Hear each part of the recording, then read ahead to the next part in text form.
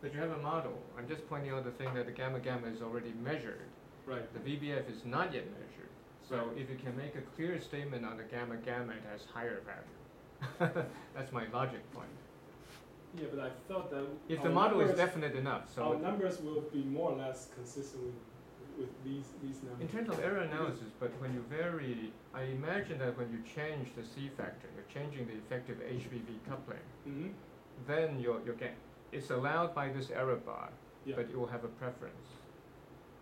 True. Okay. Okay, that's just my point. Okay. But if there are arbitrary signs, etc., there's some tunable space maybe. Mm-hmm. Okay, so now let me move on to vector boson fusion processes. As we know, even for the standard model like Higgs boson, the vector boson fusion process is a very useful, very important process to study. And it's also true for the new Higgs bosons. And here we have only the 5-plet, because the 3-plet doesn't couple to the vector bosons. So these are the only possible final states for us. So as I mentioned before, the dominant, for sufficient large doubly charged Higgs mass, when I talk about the Higgs-driven model, remember I already said the vector boson fusion process is the dominant production mode for the doubly charged Higgs boson. It's the same, still the same here in the Georgi-Machacek model. So the red curves are for the vector boson fusions. And here, taking the Q from the previous chi-square analysis, we consider two cases. One is this CHVV equal to 1.3, sort of taking to the limit to the boundary of the 1 sigma region. And we even try even a larger number, 1.5, just to see what's the effect. And also, since this is just at the boundary of 1 sigma, if you consider like 90% confidence level, maybe this is also allowed. So just try these values. Okay, and these angles, these phases correspond to some point in those plots. So we have three kinds of final states. One is you have neutral. By neutral, I mean if you just look at the lepton, charged lepton part, it's neutral. That's coming from this opposite sign W decays leptonically. Or you can have a singly charged final states where you have that one charged W and Z decaying leptonically. Or you can have a doubly charged case mediated by the doubly charged Higgs boson, and so you have like sign leptons in the final states. And here we impose the standard kinematic cuts, but we also required forward jet tagging, which is given by this condition, meaning that the jet rapidity have to be sufficiently separated, bigger than 3.5. So the first distribution we look at is invariant mass of the charged leptons. So you see, in the neutral case,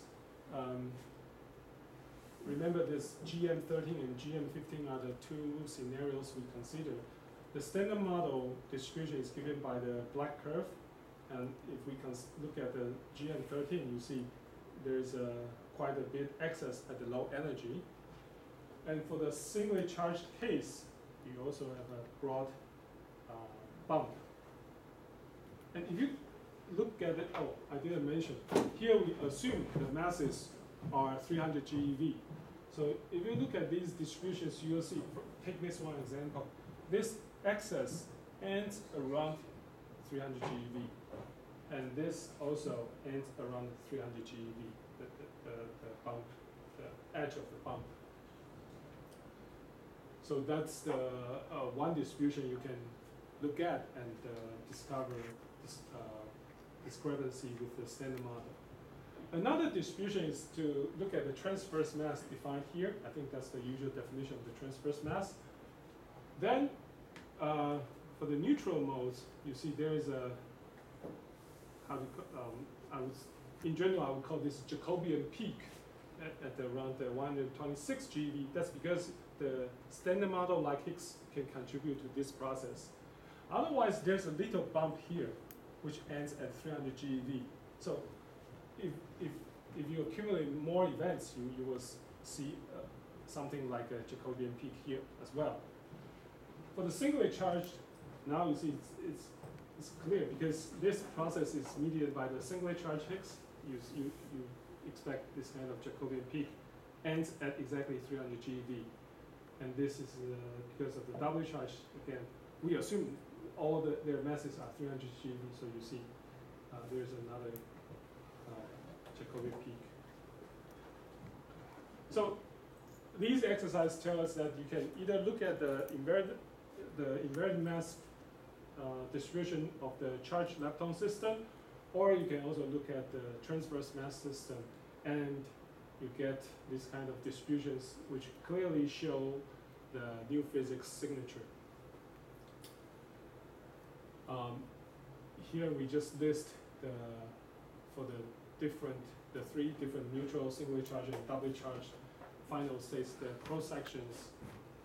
Oh, sorry, okay, 3 minutes. And after imposing the basic cost, how many events are left, and sorry, cross sections, and in units of Fenderbar, and after imposing also the forward jet tagging, here are the cross sections. Then we calculate for different luminosities at different energies, what are the corresponding significance. So you see that the best channels are, I think it's doubly charged, because here you can have bigger significance than the others. Well, this neutral mode is also good. They are sort of comparable. But the singly charged mode is more difficult. And recently, just earlier this year, we found that Atlas actually look at this. They measured something. Here are the cuts they impose. And they found that the fiducial cross sections is 1.3 plus minus error bar, Fender bar, for this process. So they did look at the processes that we proposed. But the standard prediction is this 0.95. Within error bars, they are consistent, but there is some difference. So we took their data and try to impose on our models and get constraint on the parameter space, the V delta, the triplet VAF, and the 5-clit mass parameter space. This is only preliminary. We are still working on it. So, their data actually rule out quite a bit phase space in this model. If you look at the 95% confidence level, this area is ruled out. And if you look at 68, you can rule out a bit more. Only this lower region is left. So okay, that's the most recent development. Since I'm almost out of time, let me just quickly flash through these slides about eventually phase transition. We just want to study whether we can get the strong first order phase transition in this model. And to determine whether the phase transition is strong enough is usually given by this ratio, VC over TC. VC is the Higgs VAF at the critical temperature, and TC is the critical temperature. And that's defined here. VC is, so this plot, it gives you, tells you the thermal evolution of the Higgs potential. At the very high temperature, it's kind of a symmetric potential, and as the temperature cools down, it starts to deform. And at the critical temperature, you have two minima, one at the origin and the other one here. That's the VC, and this is the critical temperature TC.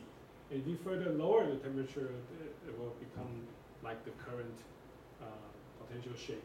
That's the current vacuum expectation value. So that's the order parameter in this phase transition. And to ensure a successful baryogenesis, this ratio R is required to be greater than or somewhat equal to an order 1 parameter. And in most cases, this zeta parameter is just 1 or a little bit more than 1, 1.2, 1.3. So we'll just take it as 1. And in our model, of course, we have many different parameters, but we found that this R parameter has a stronger dependence on lambda 4 and this tangent theta h, the mixing, the ratio of the vectors. And again, we impose the same constraints, unitarity, vacuum stability, and so on. And we also require that the minimum we find is the global minimum, it's the true minimum. And also we require that all the new Higgs masses must be positive. So here's the result. Picking these different parameters, we found that in the region outside the dashed curve, the parameter of R is less than 1. So in other words, you don't have a strong first order phase transition. Between the dashed curves is where you can get R greater than 1 but smaller than 2. And within this solid curve, you can get R bigger than 2 but smaller than 3. And the purple region is ruled out by the constraints. In this plot, we also have the dashed lines, which indicates the mass of the charged Higgs boson, because we search for the singly charged Higgs, and we have a lower mass bound. So we calculate that, and we found that between there should be two blue dashed curves. We should try to wrap up. Okay. So anyway, we found that it's consistent with the current singly charged mass lower bound. There's no problem. And so from our exercise, we found that to have a sufficiently strong first order phase transition, tangent theta h must be greater than or roughly equal to 0.15, somewhere around there. That means the triplet valve has to be bigger than 13 GeV if we stick to these parameters. Let me skip this. Just very quickly, these 4 plots show that at high energy, the potential, here are the potential contours. So at high energy, this is only minimum, and at the critical temperature, there's another minimum.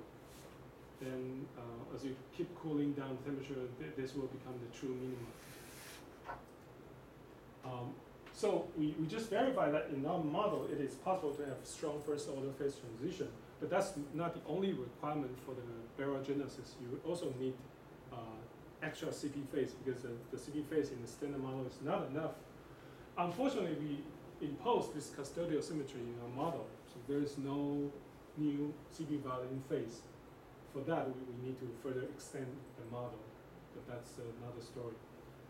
Okay, let me summarize. So I think we know that this is the gamma of the Higgs physics. We have discovered already the standard model like Higgs. And in addition to making precision measurements of the properties of this new Higgs boson, what we hope for is some extra exotic Higgs bosons which can open up the new physics. And right now, I show you that current data give us some hint of the possibility of something beyond the standard model, namely the HVV coupling might be different from 1. That could be interesting. In particular, for the GM model, this CHVV can be greater than 1, unlike the usual 2x double model. If it's greater than 1, that's definitely something you should consider more seriously. And I also told you that instead of looking at the vector boson scattering at high energies, probably one should look at the vector boson fusion process at lower energy, where you can see more significant deviation from the standard model. And finally, I show you the strong first order phase transition is possible. And this is something that we are planning to do in the next few years to study for the future LHC and ILC environments. Okay, thank you. Could you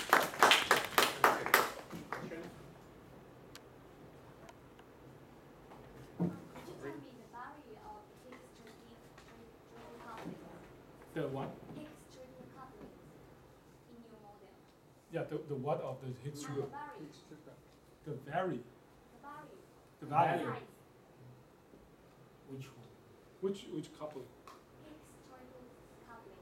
There are many couplings, right? Triple coupling. Yes, triple. Or triple coupling. So you are talking about in the phase transition? No, no, And no, What are the potential maybe? Higgs pair production. HH production. I still don't understand. Here, you mean the H, little H coupling? I Is don't it? have the number. Why do you care about it? I don't have the number here.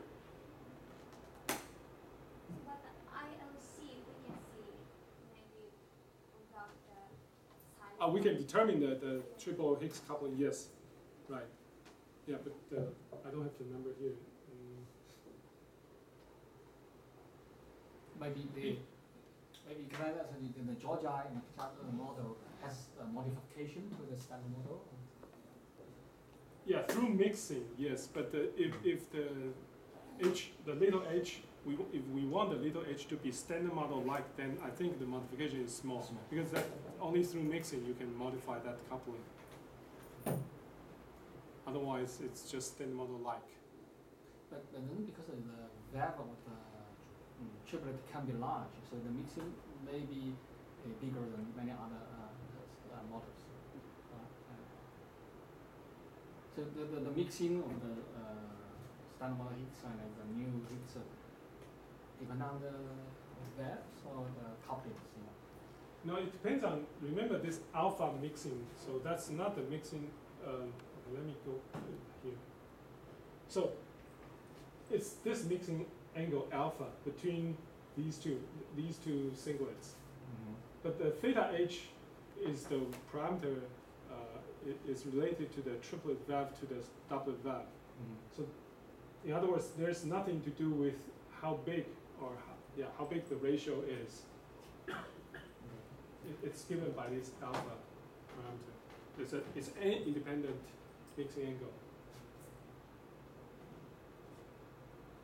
So as I said, if we want this guy to be standard model like, alpha better be close to 0. But that doesn't prevent this from being large. So in the standard model, with just one here, so top your car coupling is almost 1. Right? So now if you want this triplet to be larger, so that means the standard model doublet will be smaller. So your car coupling become bigger. So Right. Is Right. that That's another constraint. Yeah. That's You indeed already another constraint. constraint. So that's why in the previous study we assumed V delta equal to 55 GeV. That's sort of the upper limit we can go. We cannot go further beyond. That will have some problem with the Yukawa coupling of the top. Yes. I think it's on the next page, right? Maybe Next page. This fermion coupling. Yeah. But I'm always more concerned with things that are already measured or already in the measurement. Right. So how much can the HTD coupling be affected? In the whole, HTD coupling? like in your constraint plot. Yeah, I cannot tell you how individual couplings can be affected. What was We the typical theta H value? Okay. So if you pick some number here, Theta H is 30 degrees, 30 degrees. It's from 1. say about 1. This is no change. Yeah, if you pick 30, 30, that's. But if you pick somewhere else like 30 and 20. It's not cannot Yeah. So yeah, for the HFF.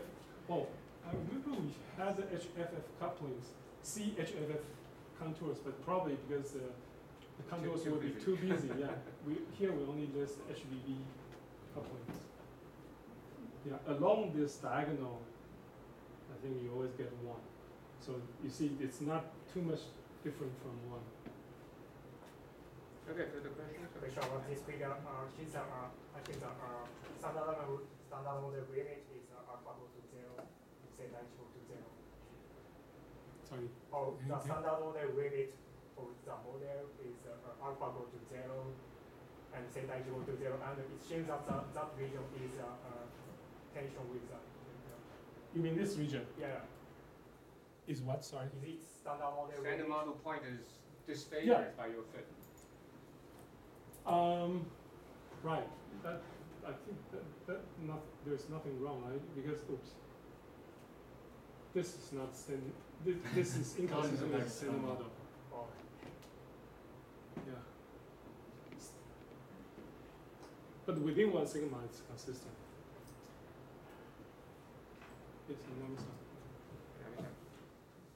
These days, some people try to extend the standard model with running coupling constant till Planck mass. Can you do this similar thing? Yeah, of course, in principle we can, but as I said, we haven't done the calculations at the one loop level yet. If we do that, of course, we can calculate how all the couplings run with this energy scale. Of course, yeah. But then you have more. You have two potentials, so you may have some. You have to think about the instability of the potential. Yeah, we set, as I said, we satisfy ourselves at the tree level stability conditions. But of course, you're right. Maybe when we are more serious about this model, we should consider one loop corrections. Actually, do you push us off the edge of vacuum stability? That would be nice. There's some basic parameter I must have listed. Say, for example, what's the vacuum extreme variable for the another Higgs Triplet. Yeah. What's the variable? Or it's a parameter. It's a parameter that so all we need is V doublet squared plus V triplet squared equal to 246 squared. Okay. So that means it can vary. We can vary, but as Xiaogang just commented, that we cannot increase the triplet valve indefinitely because that way the doublet valve will be small, and then because it still contributes to the top quark mass. In that case, the top Yukawa will be too large. It will violate the perturbation productivity. So, so there is an upper limit around 50 something GeV. So in the case when you have say this triplet and additional doublet, for example, would that make the original Yukawa coupling small? Say that again. I have a triplet and additional doublet. So it's a mixture of two Higgs doublet and a triplet model. Or whatever, just one doublet and one triplet, for example. Well, that's our case. One doublet, one triplet. Okay. And the triplet valve cannot be too large. It cannot be too large. But then how about the original power coupling?